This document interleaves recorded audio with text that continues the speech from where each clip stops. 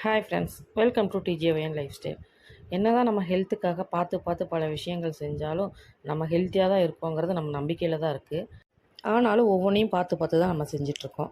நான் வந்து கருஞ்சீரகம், ஓமம், வெந்தயம், சோம்பு எல்லாம் வறுத்து பொடி பண்ணி எடுத்து வச்சுக்க போகிறேன். இதுவும் ஒரு ஹெல்த்துக்கானதான். இது வந்து நைட்டு தூங்குறதுக்கு முன்னாடி ஒரு அரை டம்ளர் சுடு தண்ணி, வெது வெதுப்பான தண்ணியில் அரை ஸ்பூன் கலந்து குடிச்சிட்டு கொடுத்தா ரொம்ப நல்லதுங்கிறாங்க. உடல் கழிவுகள்லாம் வெளியேற்றிருங்கிறாங்க. இதுக்கு அளவு பார்த்திங்கன்னா 100 கிராம் கருஞ்சீரகத்தை ஒரு கப்பில் போட்டால் ஒரு ஃபுல் கப் வந்துச்சு.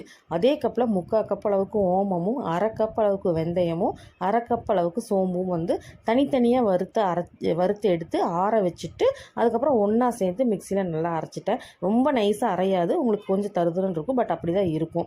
அதை எடுத்து ஒரு நல்லா ஏர்டைட் கண்டெய்னரில் நீங்கள் ஸ்டோர் பண்ணி வச்சுக்கலாம். நைட் மட்டும் அரை ஸ்பூன் சுடு தண்ணியில் குடித்தா நல்லது.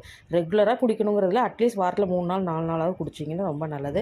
இன்னொரு கடையில் என்ன பண்ணிட்டுருக்கேன்னு பார்த்தீங்கன்னா, கேரட் பீட்ரூட் ஆயில் ஃபேஸ்க்கு அப்ளை பண்ணுறதுக்காக க்ளோயிங் ஆயில் அப்படி இப்படின்னு சொல்கிறாங்க. சரி, இது வந்து நேச்சுரல் இன்க்ரீடியன்ஸுங்கிறதுனால நான் அதையும் ட்ரை பண்ணிவிட்டு பாப்பாங்களுக்கு ரெடி பண்ணி கொடுக்கலாமேன்னு பண்ணேன்.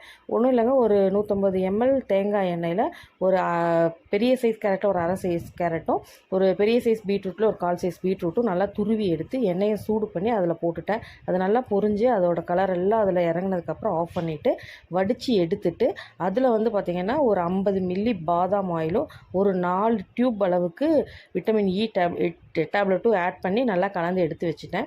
அதை அப்படியே ஃபேஸில் அப்ளை பண்ணி கொஞ்சம் மசாஜ் பண்ணிவிட்டு கொஞ்சம் நேரம் விட்டு கழுவுனா கொஞ்சம் பளிச்சுன்னு இருந்துச்சு. நாங்கள் ட்ரை பண்ணி பார்த்துட்டோம்.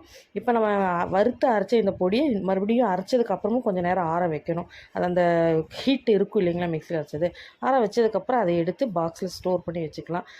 இந்த மாதிரி இயற்கையாக கிடைக்கிற பொருளை வச்சு என்னென்ன பியூட்டி டிப்ஸ் செய்ய முடியுமோ அதை நான் செய்வேன்.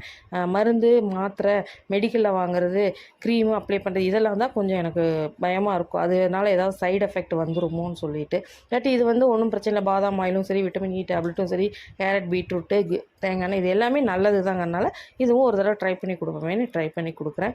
அதே மாதிரி தான் கருஞ்சீரகம், ஓமம் இது எல்லாமே வந்து நம்ம அப்பப்போ கொஞ்சம் கொஞ்சமாக சமையலில் சேர்த்திக்கிறது. பட் இது எல்லாமே ஒன்றா அரைச்சா, நாங்கள் இது ஆல்ரெடி ஒரு தடவை அரைச்சி கொஞ்ச நாள் யூஸ் பண்ணியிருந்தோம். இடையில கொஞ்சம் கேப் விட்டுட்டா மறுபடியும் இப்போ அது வந்து எந்த சைடு எஃபெக்ட்டும் கொடுக்கல எங்களுக்கு. கொஞ்சம் நல்லாவே இருந்துச்சு.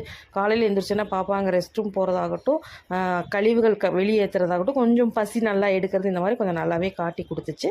அதனால தான் இது செஞ்சிட்ருக்கேன். நீங்களும் இதெல்லாம் வேணால் ட்ரை பண்ணி பாருங்கள் வீட்டில். உங்களுக்கும் உங்கள் உடம்புக்கு ஒத்துக்குச்சுன்னா நீங்களும் இதை யூஸ் பண்ணுங்கள்.